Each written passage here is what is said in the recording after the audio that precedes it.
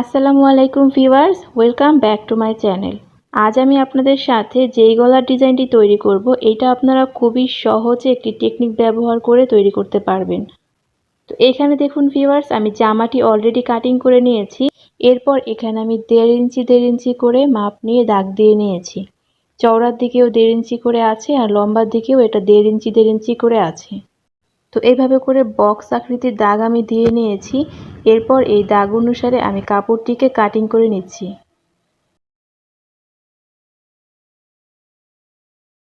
তো ভিউয়ার্স দেখুন, আমি এইভাবে করে গলাটিকে কাটিং করে নিয়েছি।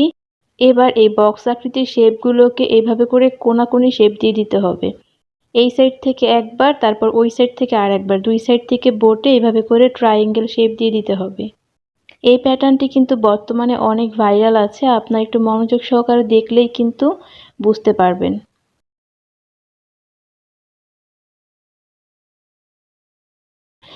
এক পাশে সবগুলো ট্রায়াঙ্গেল তৈরি করা হয়ে গেলে অন্য পাশেও সবগুলো ট্রায়াঙ্গেল তৈরি করে নিতে হবে।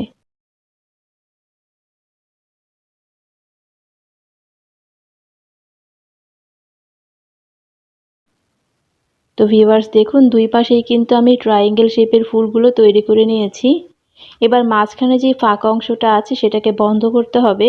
তার জন্য আমি এখানে এক কালারের কাপড় নিয়ে নিয়েছি। এই জামাটির সালোয়ার যেই কালার সেই কালারের কাপড় নিয়ে নিয়েছি।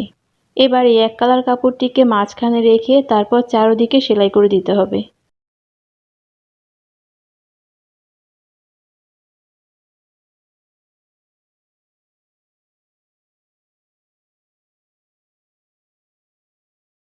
তো ভিউয়ার্স, আমি সেলাই করে নিয়েছি। এবার এই যে সেলাইটি আছে এই সেলাইটিকে ঢেকে দেওয়ার জন্য আমি এখানে কালো রঙের একটা লেস ব্যবহার করব। লেসটিকে আমি যে গলার যে ডিজাইনের শেপ আছে সেই শেপ বরাবর চারদিকে সেলাই করে দিচ্ছি।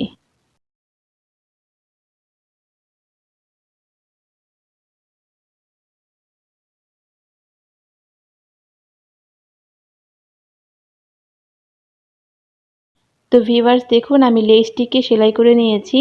আর এর সাথে কিন্তু সিম্পল এবং খুবই সহজ একটি ডিজাইনের গলা তৈরি হয়ে গিয়েছে। আর এখানে যেহেতু আমি গোল গলা কাটিং করে রেখেছি, তাই আমি এবার গোল গলাটিকে সেলাই করে দিব।